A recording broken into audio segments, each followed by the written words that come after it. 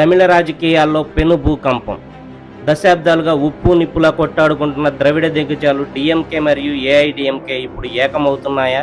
విజయ్ అనే రాజకీయ తుఫానును అడ్డుకునేందుకు బద్ధశత్రువులు మిత్రులయ్యారా? అవును.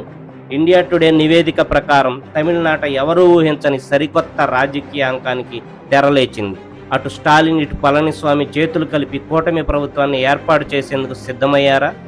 అసలు ఈ షాకింగ్ ట్విస్ట్ వెనుక ఉన్న మాస్టర్ ప్లాన్ ఏంటి? కొత్తగా రాజకీయాల్లోకి వచ్చిన తమిళగ వెట్టు కజగం టీవీకే అధినేత విజయ్ మెజారిటీ కోసం తీవ్రంగా శ్రమిస్తున్నారు. కాంగ్రెస్ పార్టీ ఇప్పటికే డిఎంకే కూటమిని వీడి విజయ్కు మద్దతు ప్రకటించడంతో సమీకరణాలు ఒక్కసారిగా మారిపోయాయి. విజయ్ 118 మ్యాజిక్ ఫిగర్ను అందుకుంటే ద్రవిడ పార్టీల ఉనికికే ప్రమాదమని భావించిన స్టాలిన్ తన చిరకాల ప్రత్యర్థి ఏఐఏడీఎంకేతో తెర వెనుక రాయబారాలు మొదలుపెట్టినట్లు తెలుస్తోంది.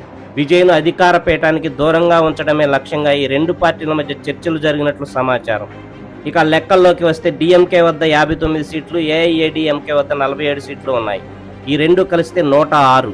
మ్యాజిక్ ఫిగర్ 118 కోసం ఐయుఎంఎల్, వీసీకే, పిఎంకే మరియు లెఫ్ట్ పార్టీలను కూడా కలుపుకుని వెళ్లాలని ప్లాన్ చేస్తున్నారు.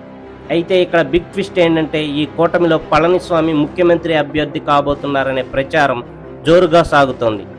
ఇప్పటికే ఏఐఏడీఎంకే తన ఎమ్మెల్యేల భద్రత కోసం వారిని పాండిచ్చేరికి తరలించడంతో క్యాంప్ పాలిటిక్స్ పీక్స్కు చేరాయి. అన్నీ కుదిరితే ఎల్లుండే ఈ సంచలన కూటమి ప్రభుత్వం కొలువుదీరే అవకాశం ఉంది. ఈ ఉత్కంఠభరిత తరుణంలో గతంలో పళనిస్వామిని స్టాలిన్ ఆత్మీయంగా కలిసిన ఒక పాత వీడియో ఇప్పుడు సెన్సేషన్ అవుతోంది. భవిష్యత్ పొత్తుకు ఆనాడే పునాది పడిందా అని జనం చర్చించుకుంటున్నారు. మరి దశాబ్దాల పగను పక్కన పెట్టి ఈ రెండు పార్టీలు కలవడాన్ని మీరు ఎలా చూస్తారు? విజయ్ను అడ్డుకునేందుకు ఈ మాస్టర్ ప్లాన్ వేశారా? మీ అభిప్రాయాన్ని కామెంట్ చేయండి.